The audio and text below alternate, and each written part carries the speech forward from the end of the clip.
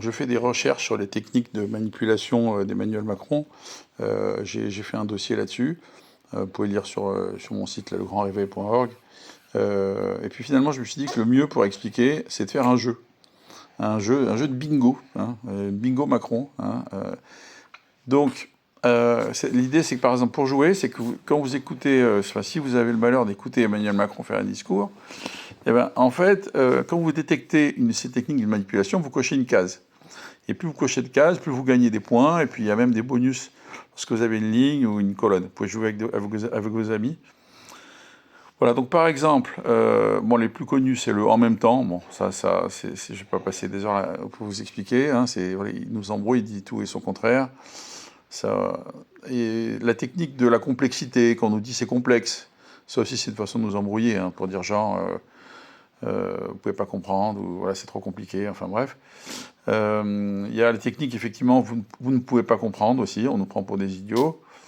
Il y a une technique, les Français ont dit, c'est-à-dire, genre par exemple, ils nous font croire que les Français pensent comme ci ou comme ça. Donc c'est-à-dire, en gros, c'est pour répondre à nos critiques, pour dire que notre critique n'a aucune importance, puisqu'il dit que les Français pensent comme ci ou comme ça. Voilà. Il y a l'attaque ad hominem. Donc ça, c'est par exemple lorsque vous faites une critique et on vous répond oui, mais vous êtes d'extrême droite, vous êtes complotiste, vous êtes d'extrême gauche, vous êtes comme ci comme ça. Donc c'est pour pas répondre en fait à la question. Voilà. Et la technique de il faut faire confiance. Faites-nous confiance. Voilà. Ou bien faites confiance aux experts, ou faites confiance aux responsables, faites confiance. Voilà. Genre, ou bien, par exemple, pourquoi vous n'avez pas confiance Voilà. Il y a la technique ça s'appelle TINA, ça vient de l'anglais, qui veut dire il n'y a pas d'alternative. C'est-à-dire, par exemple, si on nous dit il n'y a pas d'alternative, ça, c'est une technique de manipulation. Lorsqu'on décrit un problème, on nous répond qu'il n'y a pas d'alternative, alors qu'en fait, c'est faux. Il y a toujours des solutions. Alors, donc, il y a une technique aussi qui s'appelle, qui dit, les experts disent que. Bon, ça aussi, c'est bien à dire, les experts. Il va y avoir des experts de tel avis ou tel autre avis. Ça n'a pas tellement de valeur.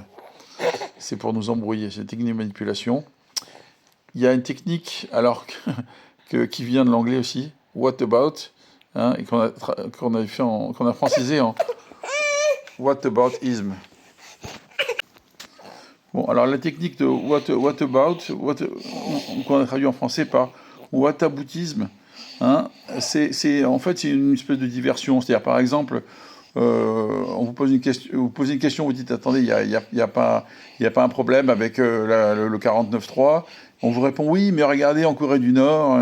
Voilà, en fait c'est juste pour ne pas répondre à la question. Voilà. Alors il y a la technique d'urgence. Alors c'est lié à la peur, souvent en fait, ils créent une crise, ils font peur et ils disent c'est urgent. Donc urgent, donc on peut pas réfléchir, on peut pas débattre parce que c'est urgent. Alors qu'en fait, quel que soit le problème, on peut quand même débattre, on peut quand même réfléchir avant d'agir. Il y a la technique de pour votre bien, le paternalisme. Donc ça, c'est en fait on nous prend de haut, on nous fait croire qu'ils prennent ces décisions pour nous et que pour notre bien et que voilà. Donc dans ce cas-là, on ne peut pas discuter, on ne peut pas critiquer. Il y a les critiques de type novlangue. Alors novlangue, c'est en fait on va utiliser des mots un peu du franglais. On va parler comme un consultant. Je vais pas citer le nom du cabinet, mais vous savez à qui je pense. Voilà. Ça fait bien. Vous voyez, vous dites Startup Nation. Voilà, vous utilisez des mots qui ont l'air modernes. Donc ça donne une impression de progrès. Donc en gros, si on ne suit pas cette novlangue, on est has-been. On est ridicule. Voilà.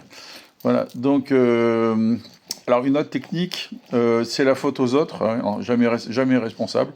Bon, ça c'est classique, c'est chaque fois qu'il y a un problème, on va dire oui, mais c'est pas moi, c'était l'ancien président, c'était l'ancien ministre, c'est pas sous ma responsabilité, c'est pas ci, c'est pas ça, il y a jamais aucun responsable. Il y a la technique du faux dilemme. Alors le faux dilemme, c'est quoi? C'est lorsque, en fait, on vous dit, écoutez, on vous propose soit comme ci, soit comme ça, donc solution A ou B, mais les deux solutions sont mauvaises. Donc en fait, on se fout de nous, c'est une technique de manipulation. On nous dit, voilà, en fait, en gros, vous pouvez choisir la retraite à 70 ans ou la retraite à 69 ans. Voilà, en fait, vous pouvez voter. Voilà. Il y a la technique du gaslighting. Alors, gaslighting, alors c'est encore c'est une expression qui vient de l'anglais encore, qui vient d'un film d'ailleurs, c'est rigolo. Ouais, donc le gaslighting, en fait, ça vient d'un film. C'est-à-dire, par exemple, un film où un homme essaye de nier la réalité des problèmes et faire passer sa femme pour une folle. Voilà, donc par exemple, si vous dites, voilà, on a des difficultés économiques, c'est la crise, voilà, on a du mal à joindre les deux bouts, tout ça, et on vous répond, non, non, mais c'est pas vrai, ce que vous dites est faux, la preuve, c'est que ça et ça et ça. Donc en fait, ils veulent nier notre réalité. Voilà. Il y a la technique de je n'ai jamais dit ça, par exemple, Macron qui dit qu'il n'augmentera pas l'âge de la retraite ou qu'il n'augmentera pas le prix de l'essence. Après, quand il change d'avis, hein, et on lui pose la question, il dit non, non, j'ai jamais dit ça. Voilà, c'est carrément un gros mensonge, mais souvent ça passe, parce que les journalistes, la plupart, c'est des vendus. La technique de l'homme de paille, en fait, c'est par exemple, si vous faites une critique, au lieu de répondre à la critique, on vous dit ah, mais vous êtes un amiche, vous êtes comme si un extrême gauche, un extrême droite, vous êtes comme ci, vous êtes comme ça, enfin bref, on déforme vos propos et pour pas répondre à la question. Il y a la technique de vous traiter de complotiste aussi. Pareil, hein, c'est en fait, ça permet de couper court à la discussion. Hein. Si on a l'étiquette complotiste, ben dans ce cas-là, il n'y a plus de débat, il n'y a plus de discussion. Voilà, on est éjecté. Voilà. Il y a la technique de la promesse vague. Hein. Oui, bien sûr, on fera des réformes, on améliorera, on fera ci, mais bon, quand, comment, à quel montant, ça c'est en l'air, des promesses en l'air. Il y a la technique de nous sommes en guerre, hein, qui marche aussi avec toutes sortes de crises, des attentats, des guerres, des fausses guerres, des virus, ce que vous voulez. Hein. Ça permet de définir une menace existentielle, donc pour faire peur, hein, et donc ça permet de faire taire toutes sortes de critiques, toute opposition, hein, et en même temps ils en profitent pour suspendre les libertés. Dernière ligne, donc il y a la technique de la victimisation, c'est-à-dire par exemple, lorsqu'on critique Macron, ils vont dire oui, mais on n'a jamais vu un président critiquer autant. Hein. Donc, bah oui, mais ils inversent le problème. Voilà. Donc, il y a la technique de la science a dit que. Alors la science, c'est facile de faire parler la science, hein, sachant que la science, il y a souvent des débats. Hein, c'est le principe même de la science, c'est de faire de la recherche, de remettre en question. C'est comme ça qu'on avance. Donc c'est pas un vrai argument. C'est une technique de manipulation. Il y a la technique de l'écran de fumée. Alors ça, faites attention parce que souvent on se fait avoir.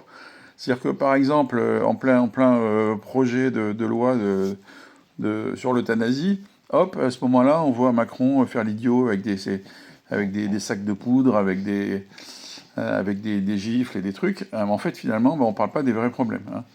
Donc, c'est l'écran de fumée. Donc, en gros, il crée un scandale pour cacher un autre sujet qui mériterait de vrais débats. Voilà. Il y a la technique du voulez-vous le chaos? Le chaos. Hein. Donc, par exemple, en gros, si on fait une critique, on nous répond mais attendez, c'est soit ça, soit le chaos, hein, parce qu'autrement, on n'a pas le choix. Voilà.